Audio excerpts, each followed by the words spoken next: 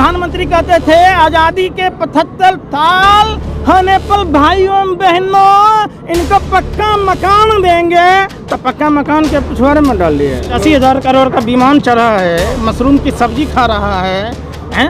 ये 10 लाख का सूट 5 लाख का बूट पहनकर 24 घंटा झूठ बोलता है। आप भी आवारा कुत्ते की तरह भौंक रहे भाजपा कार्यालय में खड़े होते हैं कि भाजपा वाला बोटी फेंका भौंकने लग जाते हैं। गीले चावल में गलती से शक्कर क्या गिर गई ये खीर समझ बैठे, और देश की भोली भाली जनता ने इनको वोट क्या दे दिया ये अपने बाप की जागीर समझ बैठे। शर्मो सत्ता के दलालों हफ्सियों बताओ तो सही कि भगत सिंह के खिलाफ गवाही देने वाला कौन था, भगत सिंह के खिलाफ केस लड़ने वाला कौन था, सर सादीलाल कौन था? हिंदू महासभा का प्रांतीय अध्यक्ष आज भी उसके चीनी मिल पश्चिम उत्तर प्रदेश में है, ये नहीं बताओगे। ये देश की सरहदों पर होना चाहिए, वो प्रधानमंत्री आवास से चंद कदमों की दूरी पर जंतर मंतर पर सड़कों पर है। पेट्रोल पर 5 रुपए, डीजल पर 10 रुपए दाम कैसे कम हुए? कहते थे मेरे हाथे में नहीं है, तब आपके पछवाड़ा से निकाल के कम कर दिए। एक गुंडा मवाली अपराधनाथ को अगर योगी कहेंगे, गुंडा है अपराधी है तो क्या है? आपका रिश्तेदार है, आप वो क्यों रहे? सांप के बिल में किसी ने गर्म पानी डाल दिया, बौखलाहट आ गई। भाइयों बहनों मित्रों, दिल्ली में बैठी सरकार निकम्मी है, ये हथियार कहां से आते हैं? आज तो मोदी जी ने कंफर्म कर दिया कि मोदी जी निकम्मे और निठल्ले हैं। तो क्या कारण है? नेपाल का नहीं गिरता, बांग्लादेश का नहीं गिरता, जिस देश का रुपया गिरता है उस देश के प्रधानमंत्री का चरित्र गिरता है। आज भारत का रुपया लगातार डॉलर से पिछड़ता जा रहा है, तो क्या मोदी जी का चरित्र गिर गया? आज पंकज श्रीवास्तव जी मौजूद हैं, कैसे देख रहे हैं पंकज जी? असम के लोग यहाँ पर आकर प्रोटेस्ट कर रहे हैं। सिर्फ असम के ही बात नहीं है, ये पूरे देश की समस्या है। दिल्ली के तुगलकाबाद में आपने देखा होगा कि खोरी गांव में किस तरीके से 40 मंदिर तोड़ दिए गए, 27 मस्जिद तोड़ दी गई, 4 गिरजाघर तोड़ दिए गए, गुरुद्वारा तोड़ दिया गया। वहाँ हिंदू मुसलमान सभी थे, 11 राज्यों के लोग थे, तब भी कोई मीडिया कवर नहीं की। सिर्फ रवीश जी ने प्राइम टाइम में चलाया था।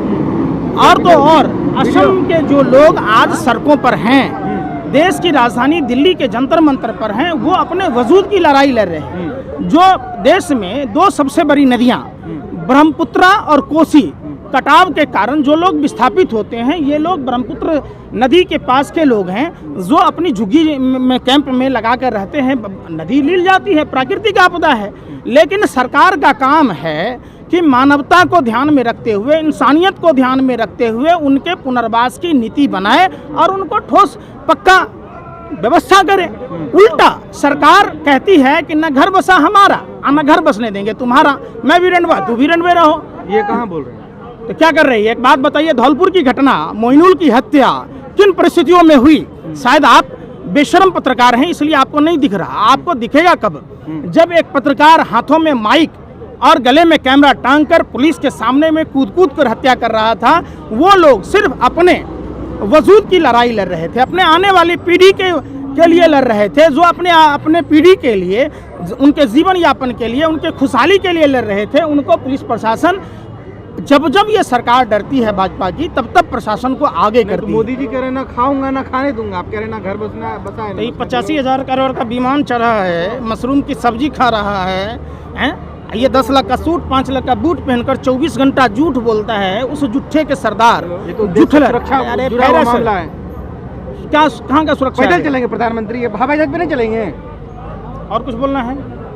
अरे और कुछ बोलना है पत्रकार महोदय? तो देश की जनता क्या पेट काट के चले? पैरों में चप्पल नहीं हो?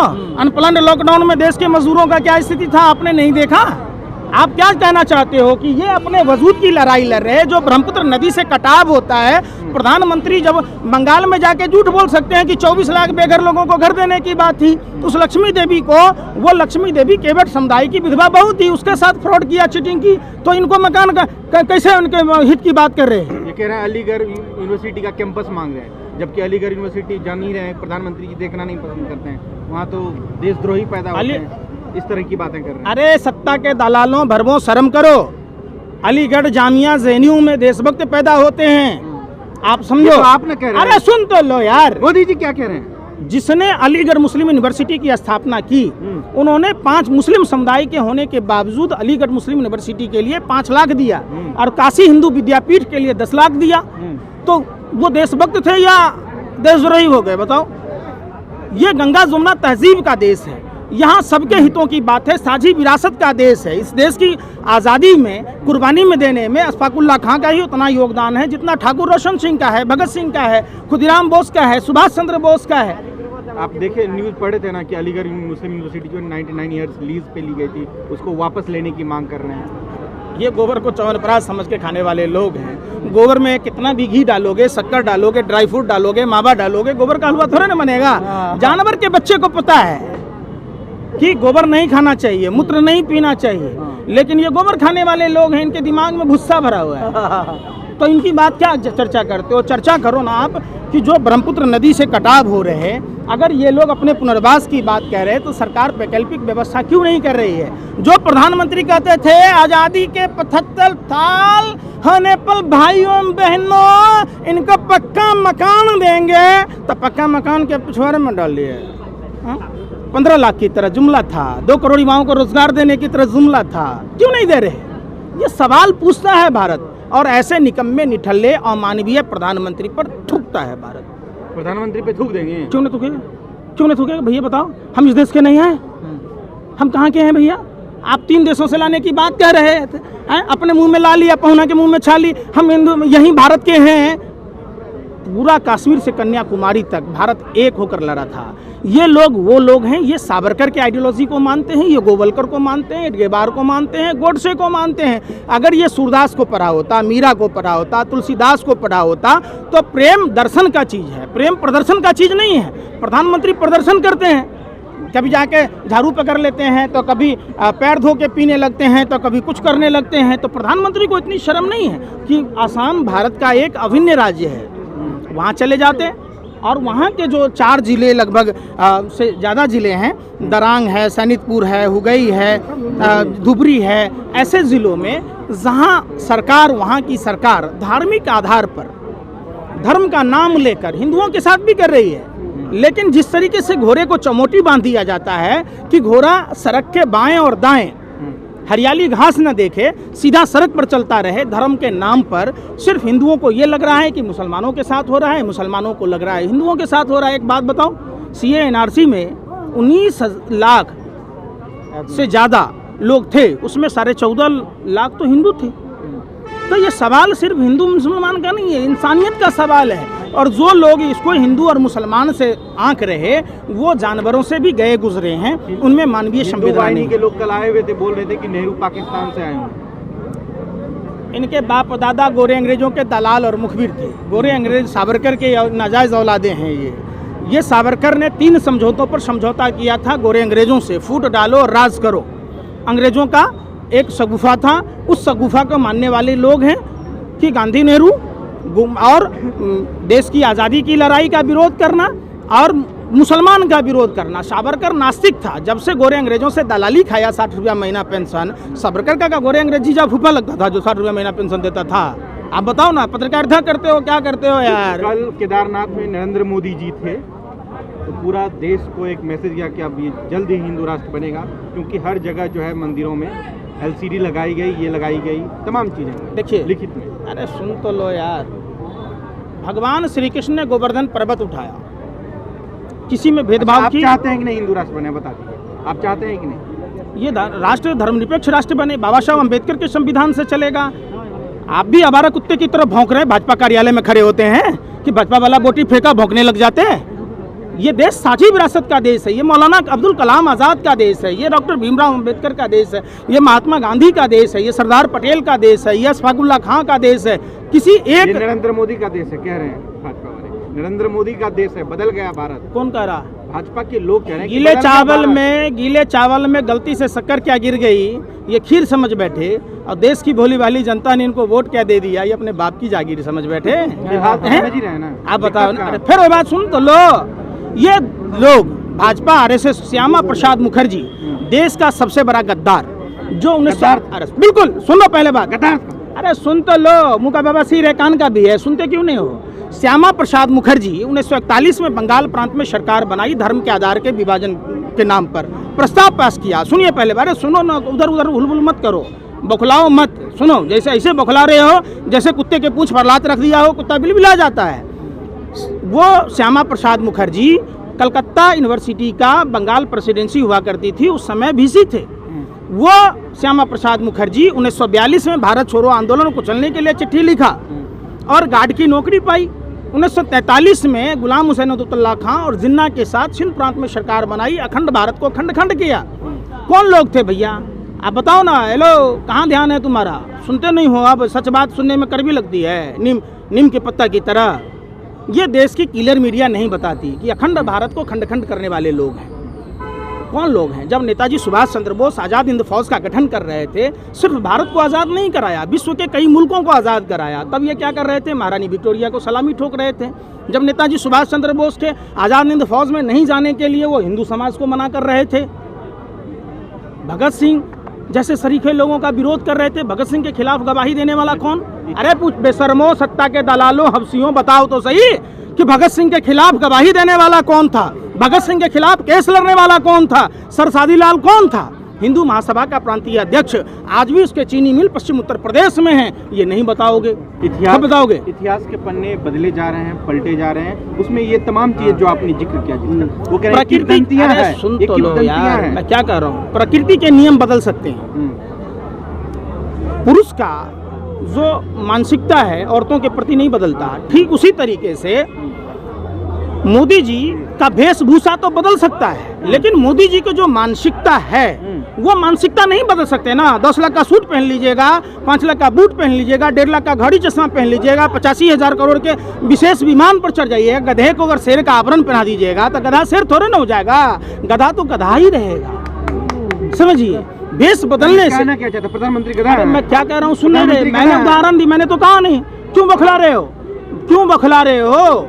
अगर प्रधानमंत्री जी अगर सूरदास को पढ़े होते, तुलसीदास को पढ़े होते, मीरा को पढ़े होते, तो प्रेम दर्शन का चीज है, प्रदर्शन का चीज नहीं है। इतनी नौटंकी नहीं करते पूरे देश देश घूमकर। आते अपने ही देश के लोग, चाहे वो किसी भी जाति धर्म के हों, भाषा प्रांत के हों, उनसे गले मिलते, उनकी दिक्कतों को सुनते। ये प्रधानमंत्री तो जो कहता था माँ गंगा मम्मा का लाल, वो निकला अंबानी अडानी का दलाल। कहाँ ध्यान है उनका? काम प्रधान है, विदेशी दौरों करने से फुर्सत नहीं है। कैसे अंबानी अडानी को फायदा पहुंचाया जाए, कैसे अंबानी जो है वो देश छोड़कर इंग्लैंड में शिफ्ट हो रहे हैं, इसको कैसे देख रहे हैं? तो अंधभक्तों से पूछो ना, क्या मिला उनको बाबा जी का ठुल्लू। 300 एकड़ जमीन अंबानी ने इंग्लैंड में, लंदन में खरीदा। सही बात है, बिल्कुल सही है। आपको ना लग रहा? कह रहे हैं कि मोदी का नया आशियाना इंग्लैंड होगा। जो भारतीय बैंकें सही से चल रही थी, मोदी जी के आते ही वो बैंक डूब कैसे गए। जिन बैंकों में ट्रांजैक्शन के आधार पर चार्जेस नहीं लगते थे, उन बैंकों में 4 बार से अधिक ट्रांजैक्शन करने पर टैक्स कैसे लगा।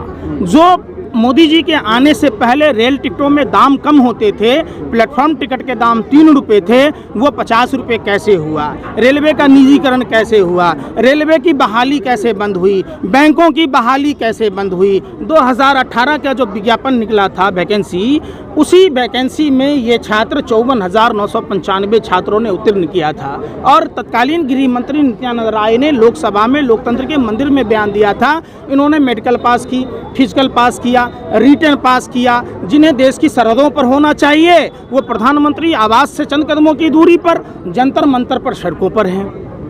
तो आप उसकी बात नहीं कहेंगे। खोरी गांव के विस्थापित लोग हैं, उनके पुनर्वास की कौन बात करेगा? उनकी बात नहीं, वो सड़कों पर हैं। जहां कोरोना काल में उनके पुनर्वास की बात होनी चाहिए। आ रही है कि इस बार जो है फिर से योगी आदित्यनाथ जी की सरकार बनने जा रही है। बंगाल से क्या खबर आई थी? बंगाल से क्या खबर आई थी बता दो। झारखंड से क्या खबर हुई थी? महाराष्ट्र से क्या खबर आई थी? हरियाणा में हाफ, झारखंड में साफ।